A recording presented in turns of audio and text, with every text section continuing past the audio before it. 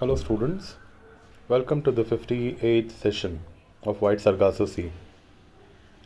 Here we will understand a little bit about the revision of this particular novella.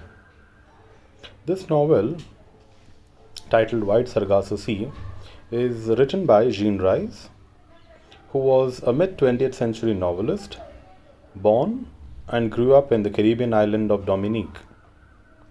From the age of 16, she was mainly a resident in England, where she was sent for her education. She is best known for her novel White Sargasso Sea, published in the year 1966. This novel serves as a post-colonial and a feminist prequel to Charlotte Bronte's novel Jane Eyre, which was produced in the year 1847. White Sargasso Sea explores the power of relationships between men and women, and discusses the themes of race, Caribbean history, and assimilation.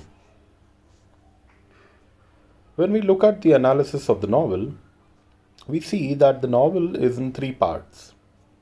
Part 1 is at the Colibri Estate, a sugar plantation in Jamaica, and the narration here is done by Antoinette, the protagonist of the novel, when she was a child. Part 2 is narrated by the young Rochester on his honeymoon with his bride to her country home. Part 3 is the shortest part of the novel. It is from the perspective of Antoinette, renamed by her husband as Bertha. The novel describes the background to Mr. Rochester's marriage from the point of view of his wife, Antoinette Cosway, a Creole heiress. Antoinette Cosway is Reese's version of Bronte's devilish mad woman in the attic. Antoinette's story is told from the time of her youth in Jamaica to her unhappy marriage to an English gentleman, Mr. Rochester, who renames her Bertha, declares her mad, takes her to England, and isolates her away from the rest of the world in his mansion. Antoinette is caught in a patriarchal society in which she fully belongs neither to Europe nor to Jamaica.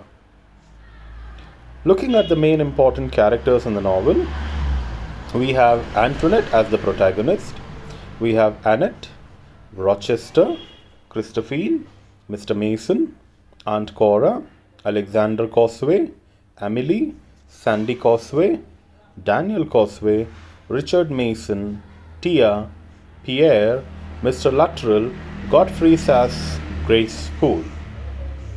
When we look at the themes, the novel is replete with themes of oppression, slavery and entrapment, British imperialistic decline, nostalgia, alienation of the other, patriarchal tyranny, the corrupting power of money, the complexity of racial identity, rejection and identity. Along with this, we have the themes of female madness, women, marriage and power, race and colonialism, gender, beauty, love and insanity. One of the last themes that we shall find in this particular work happens to be of poverty and isolation. When you look at the symbols, the novel is replete with symbols of mirror, birds, fire, flowers, forest and trees, garden, insanity, color, dead horse, and the land. And the motives would be madness, disease and death, decline, magic and incantation, and fire. My dear students, if you go through the novel and if you are concerned about motifs, themes, symbols, characters, and the analysis, I presume it shall be sufficient for you to answer any question that would come up in the question paper in your final exam. All the best. Thank you.